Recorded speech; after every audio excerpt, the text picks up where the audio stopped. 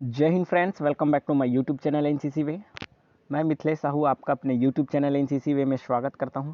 अगर आप NCC ABC certificate exam की तैयारी कर रहे हैं तो प्लीज़ चैनल सब्सक्राइब कर लें, क्योंकि इस चैनल पे आपको एनसीसी एबीसी सर्टिफिकेट एग्ज़ाम का प्रिपरेशन कराया जाता है और जो एक्स कैडेट होते हैं उनके लिए स्पेशल एंट्रीज निकाली जाती है। उसका सबसे पहले नोटिफिकेशन मिलता है आपको इस चैनल के माध्यम से।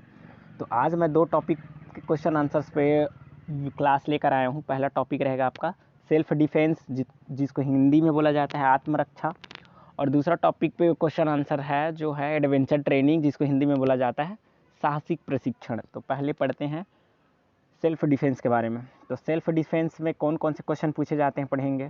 तो सबसे पहला क्वेश्चन है निहत्थी लड़ाई से क्या तात्पर्य है। निहत्थी लड़ाई से क्या तात्पर्य है?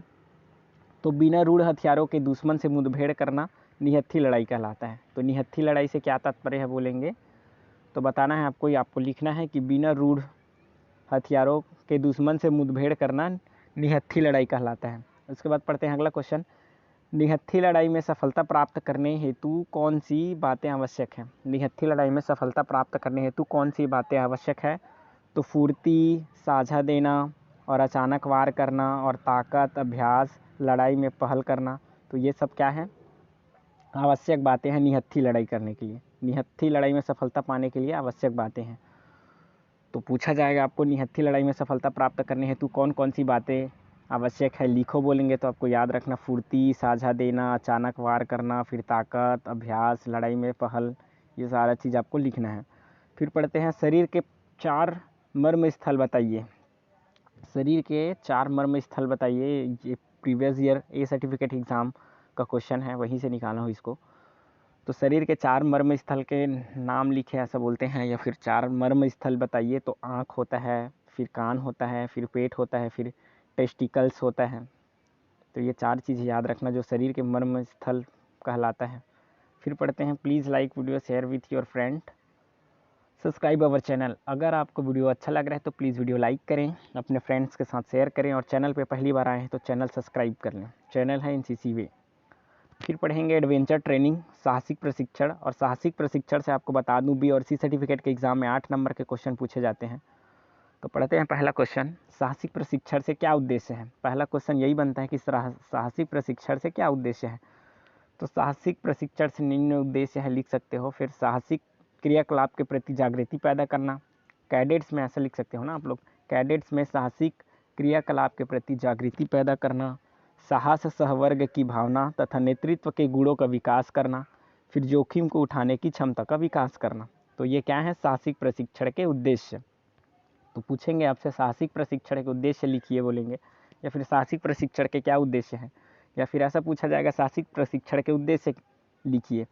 तो आपको लिखना है साहसिक क्रियाकलाप के प्रति जागृति पैदा करना, साहस, सहवर्ग की भावना तथा नेतृत्व के गुणों का विकास करना, जोखिम को उठाने की क्षमता का विकास करना। फिर पढ़ते हैं अगला, साहसिक प्रशिक्षण से कैडेट्स को क्या लाभ है। बार बार पूछा गया क्वेश्चन है, most very very IMP question. साहसिक प्रशिक्षण से कैडेट्स को क्या लाभ है।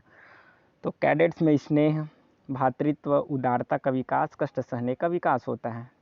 साहसिक प्रशिक्षण से क्या लाभ होता है। तो कैडेट्स में स्नेह की भावना हो बढ़ती है, भातृत्व की भावना उत्पन्न होता है, उदारता का विकास होता है, कष्ट सहने का विकास होता है। तो ये चीज़ें लिखना है। फिर है यूनिट स्तर पर मुख्यतः कौन कौन से साहसिक क्रियाकलाप आयोजित किए जाते हैं। यूनिट स्तर पर मुख्यतः कौन कौन से साहसिक क्रियाकलाप आयोजित किए जाते हैं। तो आपको ये क्वेश्चन अगर एग्ज़ाम में नहीं पूछा जाता, फिर भी आपको ये क्वेश्चन याद रखने वाला है, क्योंकि आप एक एनसीसी कैडेट हो। तो आपको याद होना चाहिए कि यूनिट स्तर पर साहसिक क्रियाकलाप मतलब एडवेंचर ट्रेनिंग में कौन कौन से क्रियाकलाप आयोजित कराए जाते हैं। तो साइकिल अभियान होता है, फिर स्थानीय हाइकिंग ट्रैकिंग होता है, फिर बर्फ़ पर सरकना। तो ये हो गया साहसिक क्रियाकलाप। फिर पढ़ते हैं अगला, साइकिल एक्सपीडिशन के क्या उद्देश्य हैं। साइकिल एक्सपीडिशन के क्या उद्देश्य हैं। तो धर्म, धार्मिक, ऐतिहासिक तथा पर्यटक स्थलों को देखना, कैडेट के अंदर आत्मविश्वास, लीडरशिप तथा जोखिम उठाने की क्षमता का विकास करना। तो ये हो गया साइकिल एक्सपीडिशन के उद्देश्य। तो पूछा जाता है साइकिल एक्सपीडिशन के क्या उद्देश्य हैं। सी सर्टिफिकेट के एग्ज़ाम का पेपर है ये, समझो क्वेश्चन है लेवल। तो धार्मिक, ऐतिहासिक तथा पर्यटक स्थलों को देखना, कैडेट्स के अंदर आत्मविश्वास, लीडरशिप तथा जोखिम उठाने की क्षमता का विकास करना। फिर पढ़ते हैं please like and share video. अगर आप अभी तक वीडियो को लाइक नहीं करें हैं तो प्लीज़ वीडियो लाइक कर लें, अपने फ्रेंड्स के साथ शेयर करें। फिर अगला क्वेश्चन है एडवेंचर ट्रेनिंग से ही, साइकिल एक्सपीडिशन की योजना बनाते समय किन बातों का ध्यान रखोगे? साइकिल एक्सपीडिशन की योजना बनाते समय किन बातों का ध्यान रखोगे? तो कैडेट्स की संख्या का ध्यान रखेंगे सबसे पहले, कैडेट्स का फिजिकल स्टैंडर्ड अच्छा होना चाहिए, फिर साइकिल रूट भी अच्छा होना चाहिए, फिर ठहरने की व्यवस्था होनी चाहिए, मेडिकल कवर होनी चाहिए, फिर मिलिट्री अथॉरिटी से तालमेल होनी चाहिए।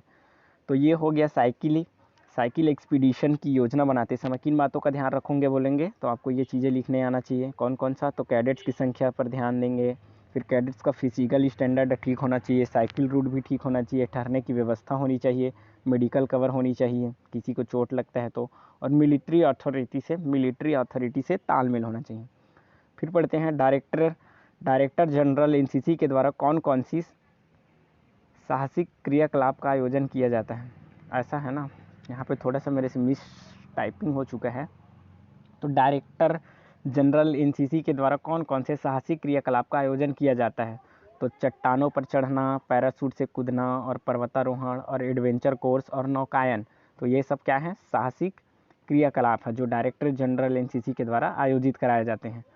तो डायरेक्टर जनरल एनसीसी के द्वारा कौन कौन सी साहसिक क्रियाकलाप का आयोजन कराया जाता है पूछेंगे तो आपको याद रखना है, चट्टानों पर चढ़ना, पैराशूट से कूदना, पर्वतारोहण, एडवेंचर कोर्स और नौकायन। ये हो गया साहसिक क्रियाकलाप। फिर पढ़ते हैं अगला, पैरासेलिंग क्या है? इसके मुख्य उपकरणों के नाम लिखो। पैरासेलिंग क्या है? बहुत महत्वपूर्ण क्वेश्चन है पैरासेलिंग, और इसके मुख्य उपकरणों के नाम लिखो ऐसा पूछा जाता है। तो आपको याद रखना है पैरासेलिंग क्या है। तो पैरासेलिंग एक एरियल स्पोर्ट है। पैरासेलिंग क्या है? एक एरियल स्पोर्ट है। इसमें कैडेट पैरासेल की नोपी के साथ हवा में तैरता है। इसके मुख्य उपकरण होता है कैनोपी, हार्नेस, 2 रस्सियाँ और 2 याक और जीप में रस्सी बांध के ऊपर खींचते हैं तो फिर कैडेट्स लोग ऊपर उड़ते हैं, आप लोग देखे होंगे। तो पैरासेलिंग क्या है पूछेंगे तो यह एक एरियल स्पोर्ट्स हैं। इसके मुख्य उपकरणों के नाम लिखे बोलेंगे तो इसमें कैडेट्स पैरासेल की नोपी के साथ हवा में तैरता है। इसके मुख्य उपकरण कैनोपी, हार्नेस, 2 रस्सियाँ, 2 याक और जीप, ये होती हैं इनके मुख्य उपकरण। फिर पढ़ते हैं अगला क्वेश्चन, कैडेट किन किन आकाशीय साहसिक गतिविधियों में भाग लेते हैं? क्योंकि मैं अभी टॉपिक पढ़ा रहा हूँ, जिस टॉपिक से क्वेश्चन ले रहा हूँ वो टॉपिक है एडवेंचर ट्रेनिंग, जिसको बोला जाता है हिंदी में साहसिक गतिविधियाँ। तो उसी से रिलेटेड सारा क्वेश्चन है, तो प्लीज़ ध्यान से पढ़ना थोड़ा सा। और एग्ज़ाम क्योंकि सी वालों का बहुत ही नज़दीक है और आपको लाना है ए ग्रेड, तो ए ग्रेड लाने के लिए अच्छे से पढ़ना पड़ेगा। तो कैडेट्स किन किन आकाशीय साहसिक गतिविधियों में भाग लेते हैं? तो पैरासेलिंग, फिर पैरा जंपिंग, फिर स्लदरिंग होता है, पैरासेलिंग, फिर पैरा जंपिंग और फिर स्लदरिंग। ये हो गया साहसिक गतिविधियाँ, आकाशीय साहसिक गतिविधियाँ। फिर और इसी के साथ आज का क्लास होता है यहाँ पे कंप्लीट। मिलते हैं नेक्स्ट क्लास में, तब तक के लिए जय हिंद, मस्त रहिए, अच्छे से पढ़ते रहें।